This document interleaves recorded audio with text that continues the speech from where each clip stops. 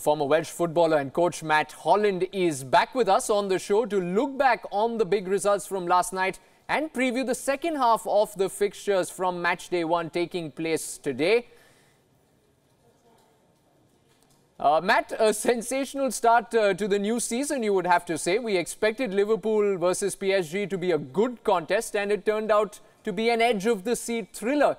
Were Liverpool deserved winners for you? Because Thomas Tuchel said he didn't think so after the match. I think if you just look at the first 30 minutes of the game, it was at a rapid intensity, so to speak. You know, Liverpool were bombarding PSG, especially in wide areas. So, you know, I think Liverpool started on a strong foot, and in reflection of the overall game, I think they did deserve to win the tie, yes. PSG showed good character to come back from 2 goals down, Matt. But Neymar's performance over the 90 minutes has drawn a lot of criticism, and perhaps a lot of it is justified because he appeared to be peripheral to the game till the assist for Mbappe's goal late on. Yeah, I mean, I was on my own reflection today, thinking about the game, and after looking back over some highlights also second time. You know, Neymar is an amazing talent, a player with an abundance of ability, like we talk many times about the top 2 players in the world. But it just seems to be that when the chips are down, he's not really the type of player that you need to have in your team. Arguably, if you look back on multiple games throughout his career, where has he actually pulled the team back to a level and gone on and won? Arguably, you could look at Barca PSG last season's campaign, but apart from that, where? And, you know, there were a number of times yesterday whereby, you know, the game is evolving, and just being great on the ball and decisive and lethal when in possession is just not enough anymore.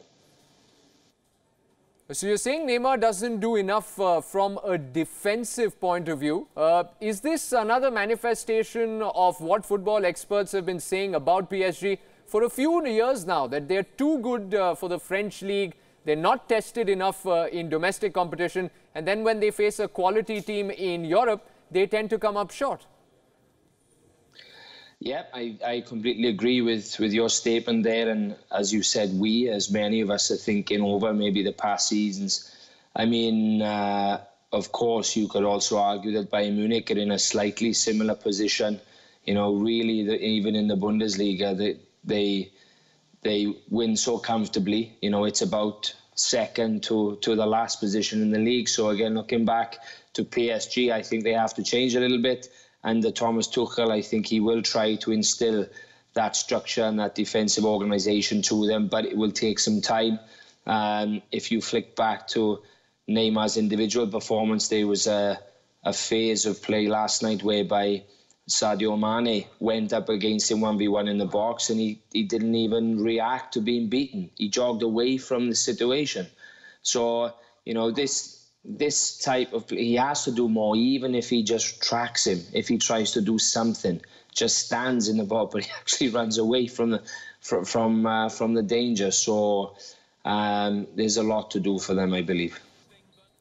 Matt, sensational start to the season for Barcelona, but it was the other game in that group which excited us. Spurs seemed to be in control until they conceded those 2 late goals. Is it becoming a bit of a theme for them, switching off at crucial moments in matches and then paying the ultimate price? Yeah, it seems to be that way, doesn't it, so far? You know, you could ask a question, do they quite have enough? I mean, of course, they played well. The goal they scored, for me, I thought the keeper was shocking.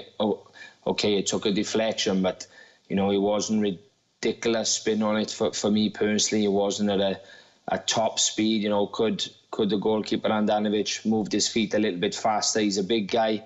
Could he have dealt with it better? That was my first reaction to Eriksen's goal. But also, if you look at the goals that Inter scored, they came from, you know, one was across from a wide area where Icardi scored an unbelievable volley for his first goal. And then there were a number of occasions where it was a little bit 6s and 7s in the box with rebounds, with ricochets, etc. So for me, a good performance by Spurs, but they've got to do more than that in the Champions League. It's not just about a good performance. You've got to win games. Matt, is this panic stations for Spurs now? 3 straight defeats in all competitions if you count the 2 in the Premier League.